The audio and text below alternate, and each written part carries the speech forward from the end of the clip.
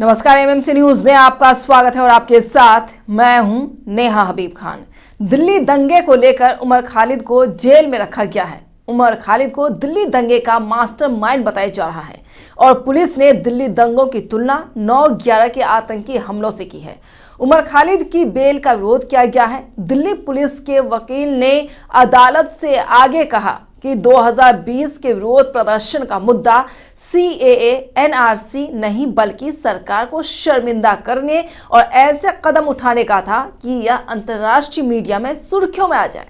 सोचने वाली बात तो यह है कि देश के नागरिकों पर सरकार को शक क्यों हुआ था, लेकिन दिल्ली पुलिस के वकील ने जो हवाला दिया कि सरकार को बदनाम करने की कोशिश थी, इसलिए उमर खालिद को मास्टरमाइंड बताया जा रहा है। मतलब यह हुआ कि सरकार के खिलाफ पक्ष बोल रहा है और देश के बेरोजगार बोल रहे हैं सब मास्टरमाइंड करार दिए जाए, सबको जेल भेज देना चाहिए। क्या दिल्ली पुलिस या दिल्ली दंगा को उकसाने का काम बीजेपी के नेताओं ने नहीं किया? परवेश वर्मा, अनुराग ठाकुर, कपिल शर्मा, रागिनी तिवारी, गिनती करना मुश्किल है, लेकिन क्या किसी की गिरफ्तारी हुई? दिल्ली दंगा में मां बेटियों के साथ बदसलूकी हुई, कई मस्जिदें जलाई गई, दुकानें जलाई गई, इस पर क्या किसी पर कार्रवाई हुई? नहीं। आज से 20 साल पहले यानी 11 सितंबर 2001 को दुनिया की सबसे बड़ी शक्ति अमेरिका पर आतंकी हमला हुआ था। न्यूयॉर्क में वर्ल्ड ट्रेड सेंटर को आतंकियों ने अपना निशाना बनाया था। इस भीषणतम आतंकी हमले में 2977 लोगों की जान चली गई थी। हमले की जिम्मेदारी अलकायदा ने ली थी। 9/11 के हमलों को अमेरिकी राष्ट्रपति यानी जॉर्ज बुश ने अमेरिकी इतिहास का काला दिन भी कहा था। दिल्ली में बीजेपी के सांसद परवेश वर्मा लगातार शाहीन बाग के मसले को उठा रहे थे और इसे राजनीतिक साजिश करार दे रहे हैं। प्रदर्शनकारियों पर हमला करते हुए बीजेपी नेता ने सारी सीमाएं लांघ दी थी और उनकी तुलना हत्यारों और रैपिस्ट से कर दी थी। परवेश वर्मा ने कहा कि दिल्ली में कश्मीर जैसी जो स्थिति है वो बन रही है, वहां बैठे लाखों लोग अपने घर में घुस जाएंगे और मां बहनों का रेप करेंगे, हत्या कर देंगे। क्या ये अपराध वाली बात नहीं हुई? क्या इस पर किसी तरीके से कार्रवाई हुई? नहीं हुई। केंद्रीय मंत्री अनुराग ठाकुर के बयान पर भी विवाद हुआ था। केंद्रीय मंत्री यानी अनुराग ठाकुर का एक विवादित बयान सामने आया था। रिठाला से बीजेपी उम्मीदवार मनीष चौधरी के समर्थन में एक जनसभा में अनुराग ठाकुर ने चुनावी रैली में आए लोगों को गद्दारों को गोली मारो सालों का यह बयान दिया था, नारा लगवाए थे, उकसाने का काम किया गया था, लेकिन क्या किसी भी तरीके से कार्रवाई हुई? नहीं हुई। रैली में वित्त राज्य मंत्री ने कहा कि देश के गद्दारों को जिस पर भीड़ ने गोली मारो सालों को बोला था, इस पर किसी भी तरीके से कोई आतंकी हमला या किसी भी तरीके से बात इन पर नहीं आई, नहीं इसे मास्टरमाइंड से जोड़ा गया है। उनके इस बयान पर भी दिल्ली के मुख्य चुनाव अधिकारी ने रिपोर्ट मांगी थी। बीजेपी सांसद परवेश वर्मा के बयान पर भी विवाद। भारतीय जनता पार्टी के सांसद परवेश साहिब सिंह वर्मा ने वहां शाहीन बाग में लाखों लोग जमा होते हैं उस पर विवादित बयान दिया था। दिल्ली के लोगों को सोचना होगा और फैसला करना होगा कि वे आपके घर में घुसेंगे, आपकी बहन बेटियों के साथ बलात्कार करेंगे, उन्हें कत्ल कर देंगे। आज ही वक्त है, कल मोदी जी और अमित शाह आपको बचाने नहीं आ पाएंगे। शाहीन बाग की बात करते हैं, यानी शाहीन बाग पर साक्षी महाराज का जो बयान आया था वो भी आपको बताते हैं।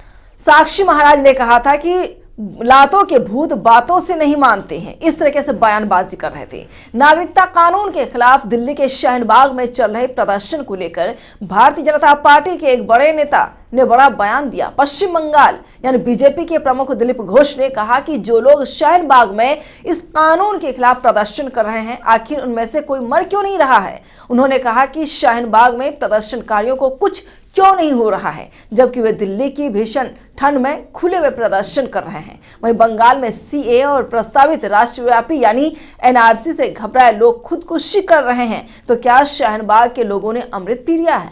तो क्या खुदकुशी या आत्महत्या करने का आरोप दिलीप घोष पर क्यों नहीं लगाया, क्यों नहीं कार्रवाई की गई, क्यों उकसाने का काम किया गया, लेकिन नहीं हुई कार्रवाई।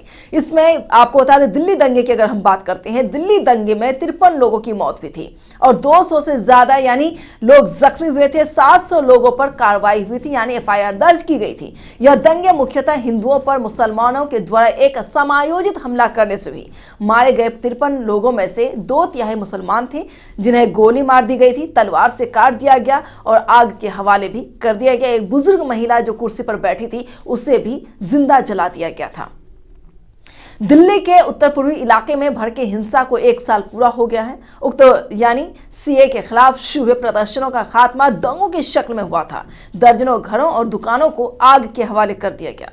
23 फरवरी से 26 फरवरी 2020 के बीच में इन दंगों में 53 लोगों की मौत हो गई थी। वहीं अब उमर खालिद की बात कर लेते हैं। जेएनयू से पीएचडी करने वाले उमर खालिद ने 2016 में पहली बार सुर्खियां बटोरी। जेएनयू में संसद हमले के दोषी अफजल गुरु की फांसी के खिलाफ कथित तौर पर एक कार्यक्रम हुआ। इसी के बाद खालिद समेत जेएनएसयू के अध्यक्ष यानी कन्हैया कुमार और 7 अन्य स्टूडेंट्स के खिलाफ राष्ट्रद्रोह का केस दर्ज किया गया। यह भी आरोप लगे कि कार्यक्रम के दौरान भारत विरोधी नारे भी लगाए गए। दिल्ली पुलिस ने जब कन्हैया को अरेस्ट किया यानी गिरफ्तार किया तो उसके बाद खालिद लापता होगा और अगले कुछ दिन बाद वही टीवी चैनल पर दिखे। 23 फरवरी को कैंपस में दिखने पर उन्हें भी गिरफ्तार कर लिया गया था, मगर बाद में जमानत दे दी गई। पुलिस ने दिल्ली दंगों की तुलना 9/11 के आतंकी हमलों से की है। उमर खालिद की बेल का विरोध किया गया है।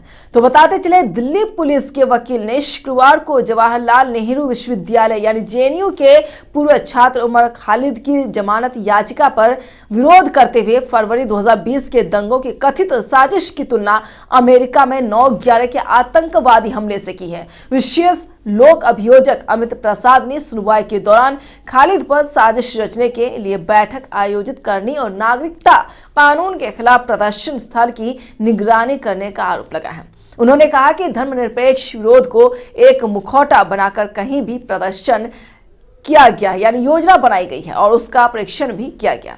अतिरिक्त सत्र न्यायाधीश अमिताभ रावत के समक्ष उमर की जमानत याचिका का विरोध करते हुए अभियोजक ने कहा कि 9/11 होने से ठीक पहले इसमें जुड़े तमाम लोग यानी एक विशेष स्थान पर पहुंचे और प्रशिक्षण लिया। उससे 1 महीने पहले वे अपने अपने स्थानों पर चले गए। इस मामले में भी ये चीज सामने आई, हालांकि साफ नहीं लिखा गया। ये भी आपको बता दें कि शाहीन बाग को यहाँ पर टारगेट किया जा रहा है। जेएनयू के पूर्व छात्र उमर खालिद द्वारा दायर जमानत याचिका का विरोध करते हुए दिल्ली पुलिस ने शुक्रवार को एक निचली अदालत को बताया कि आरोपी ने अंतर्राष्ट्रीय मीडिया के सामने सरकार को शर्मिंदा करने की कोशिश की है। साथ ही दिल्ली पुलिस ने दिल्ली दंगे की तुलना अमेरिका के वर्ल्ड ट्रेड सेंटर पर हुए आतंकी हमले से की है। एक जरा सोचे कि आखिर आतंकी हमले से उमर खालिद को क्यों जोड़ा गया है? क्या वो मुस्लिम है इस वजह से या और कोई वजह है? हालांकि इनके पास कोई बयान, कोई तूक नहीं है कि उमर खालिद को यहाँ ट्रेड सेंटर से क्यों जोड़ा गया है। आपको बता दें कि उमर खालिद पर दिल्ली दंगे की साजिश रचने का ये आरोप लगाया गया है।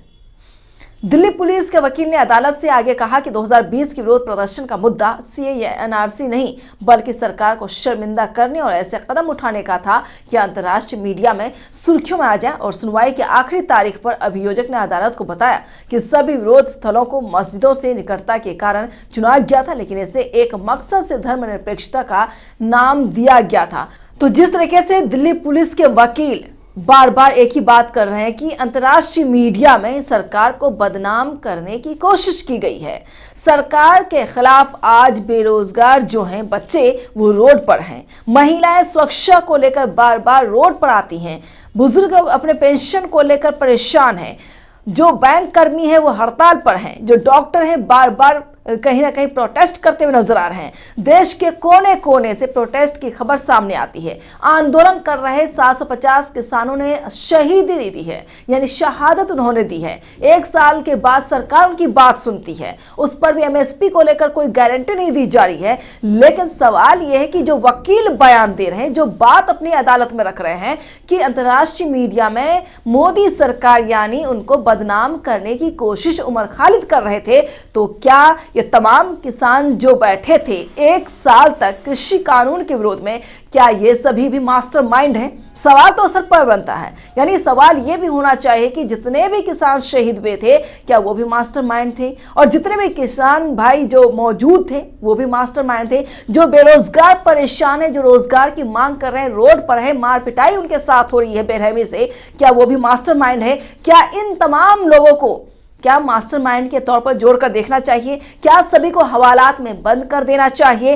तो दिल्ली पुलिस के वकील को सबसे पहले तो अपने तथ्य पर बात करनी होगी कि दिल्ली पुलिस क्या कहती है। क्या दिल्ली पुलिस के कहने पर ही अदालत सुनवाई करेगी या फिर अदालत अपने तरीके से सारी चीजों को देखेगी? फिलहाल इतना ही। देश दुनिया की तमाम खबरों के बने रहिए एमएमसी न्यूज के साथ। नमस्कार।